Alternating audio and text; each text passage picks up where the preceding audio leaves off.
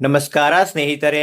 ಇಂದಿನ ಪ್ರಮುಖ ಸರ್ಕಾರಿ ಯೋಜನೆಗಳು ಹಾಗೂ ರಾಜ್ಯದ ಪ್ರಮುಖ ಅಪ್ಡೇಟ್ಗಳ ಕುರಿತು ಇಲ್ಲಿದೆ ಮಾಹಿತಿ. ಮೊದಲನೆಯದಾಗಿ ಗೃಹಲಕ್ಷ್ಮಿ ಯೋಜನೆ ಹಣ ಹಾಗೂ ಮರುಪರಿಶೀಲನೆ. ಗೃಹಲಕ್ಷ್ಮಿ ಯೋಜನೆಯ ಫಲಾನುಭವಿಗಳಿಗೆ ಇತ್ತೀಚಿನ ಕಂತಿನ ಹಣ 2,000 ರಿಂದ 4,000 ವರೆಗೆ ಖಾತೆಗಳಿಗೆ ಜಮೆಯಾಗುತ್ತಿದೆ.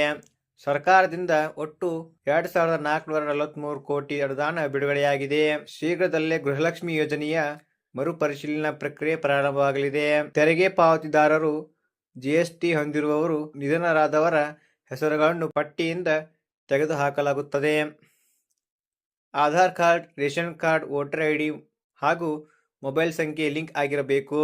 ಎರಡನೆಯದಾಗಿ ಮತದಾರರ ಪಟ್ಟಿಯಲ್ಲಿ ಹೆಸರು ಚೆಕ್ ಮಾಡುವುದು ಹೇಗೆ? SMS ಮೂಲಕ ಪರಿಶೀಲಿಸಿ.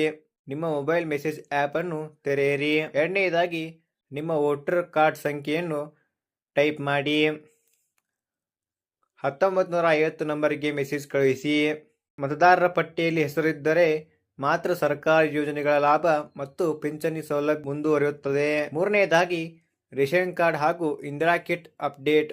APL ಕಾರ್ಡ್ದಾರರಿಗೆ ಸರ್ಕಾರಿ ಆಸ್ಪತ್ರೆಗಳಲ್ಲಿ ಉಚಿತ ರಕ್ತ ಪೂರೈಕೆ ಸೌಲಭ್ಯ ಹಾಗೂ ಭವಿಷ್ಯದಲ್ಲಿ ಉಚಿತ ಅಕ್ಕಿ ನೀಡುವ ಕುರಿತು ಯೋಚಿಸಲಾಗಿದೆ. BPL ಅತ್ಯಧಿಕ ಕಾರ್ಡ್ದಾರರಿಗೆ ಹೆಚ್ಚುವರಿ ಅಕ್ಕಿಯ ಬದಲಾಗಿ ಇಂದಿರಾ ಕಿಟ್, ಅಡುಗೆ ಎಣ್ಣೆ, ಉಪ್ಪು, ಸಕ್ಕರೆ, ತೊಗರಿಬೇಳೆ ಒಳಗೊಂಡ ಆಹಾರ ಪದಾರ್ಥಗಳು ವಿತರಿಸಲು ಸಿದ್ಧತೆ ನಡೆಯುತ್ತಿದೆ.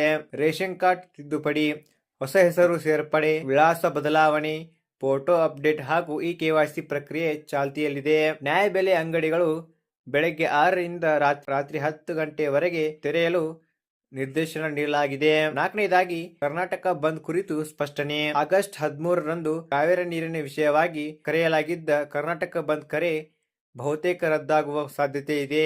ರಾಜ್ಯದಲ್ಲಿ ಉತ್ತಮ ಮಳೆಯಾಗುತ್ತಿದ್ದು ಜಲಾಶಯಗಳು ಭರ್ತಿಯಾಗುತ್ತಿರುವ ಹಿನ್ನೆಲೆಯಲ್ಲಿ ಪ್ರಮುಖ ಸಂಘಟನೆಗಳು ಬಂದ್ ನಿಂದ ಹಿಂದೆ ಸರಿದಿವೆ. ಸೂರ್ಯಗ್ರಹಣದ ಮಾಹಿತಿ.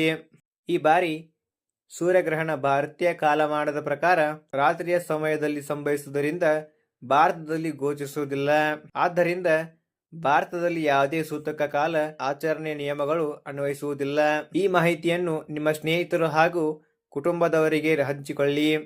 ಹೆಚ್ಚಿನ ಅಪ್ಡೇಟ್ಗಳಿಗಾಗಿ ನಮ್ಮ ಚಾನಲ್ ಅನ್ನು ಸಬ್ಸ್ಕ್ರೈಬ್ ಮಾಡಿ. ಧನ್ಯವಾದಗಳು.